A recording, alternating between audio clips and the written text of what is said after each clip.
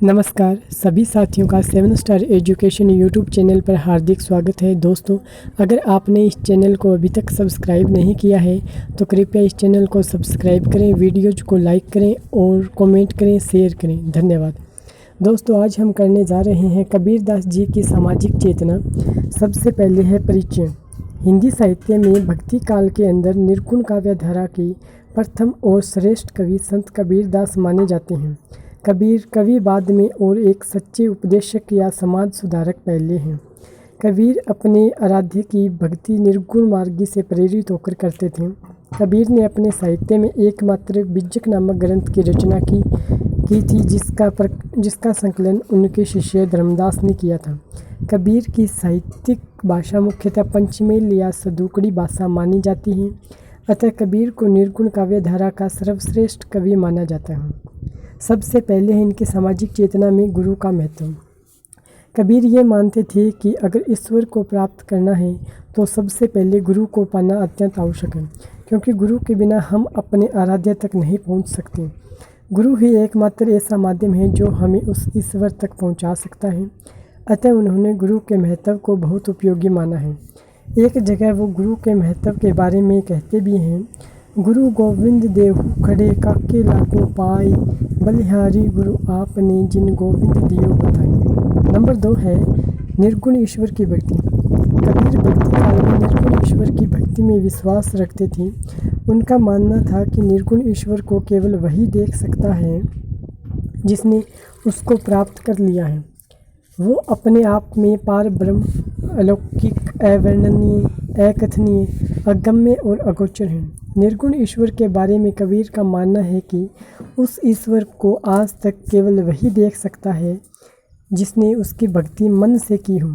वह ईश्वर मंदिर, मस्जिद या मूर्तियों में नहीं मिलता, वह तो केवल मनुष्य के घट घट में समाया हुआ है। नंबर 3 है छापा तिलक का विरोध।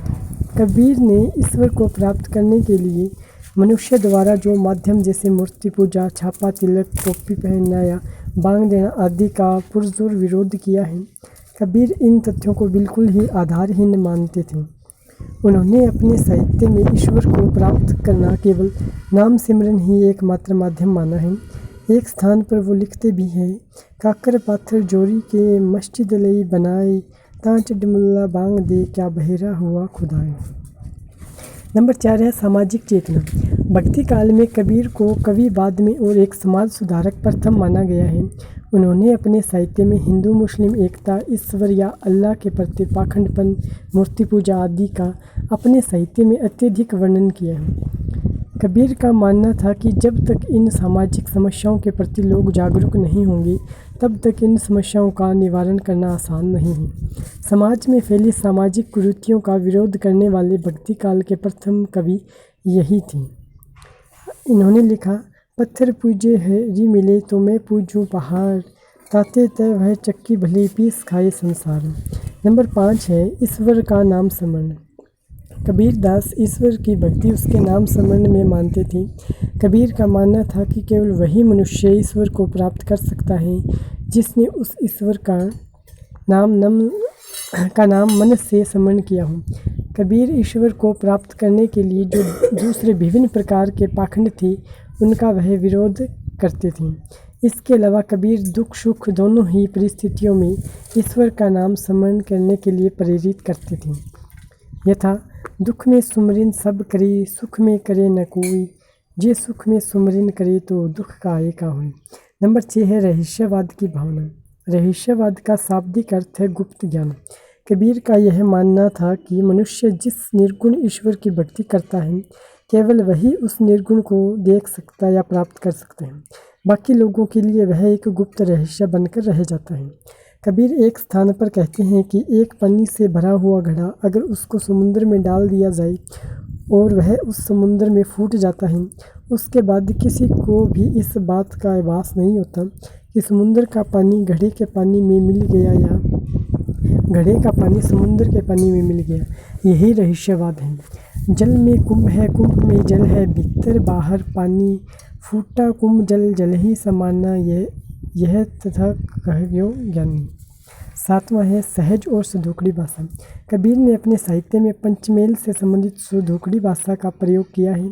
कबीर के मुख्यतः पंचमेल भाषा राजस्थानी, पंजाबी, खड़ी बोली, ब्रज और अवधी मानी गई है। इसलिए कबीर की भाषा सरल, सहज और भावानुकूल है, जिससे आम पाठक उसकी विषय वस्तु को आसानी से समझ सकता है। इसके साथ साथ कबीर ने मुहावरे व लोकोक्तियों का भी प्रयोग किया है। नंबर 8 है आडंबरों का विरोध। पहले भी ये बात कही जा चुकी है कि कबीर कवि बाद में और एक सच्चे समाज सुधारक हुए थे। उन्होंने अपने दोहों में सामाजिक बुराइयां जैसे छुआछूत, जाति पाति का विरोध, मूर्ति पूजा, छापा तिलक, टोपी पहनना तथा ईश्वर की भक्ति के लिए बाहरी दिखावा करना, इन सभी बाह्य आडंबरों का विरोध किया है। कबीरदास सभी चीज़ों को एकमात्र दिखावा मानते थे। उनका मानना था कि ये सभी चीज़ें मनुष्य का विवेक और बुद्धि को नष्ट कर देती हैं। अब है निष्कर्ष। उपरोक्त तथ्यों के आधार पर हम कह सकते हैं कि कबीर भक्ति काल के निर्गुण काव्य धारा के प्रथम कवि माने जाते हैं। कबीर ने अपने साहित्य में पंचमेल या सधोकड़ी भाषा का प्रयोग किया तथा कबीर एक सच्चे संत, कवि और समाज सुधारक थे। यही उनके काव्य की एक महत्वपूर्ण विशेषता थी। धन्यवाद।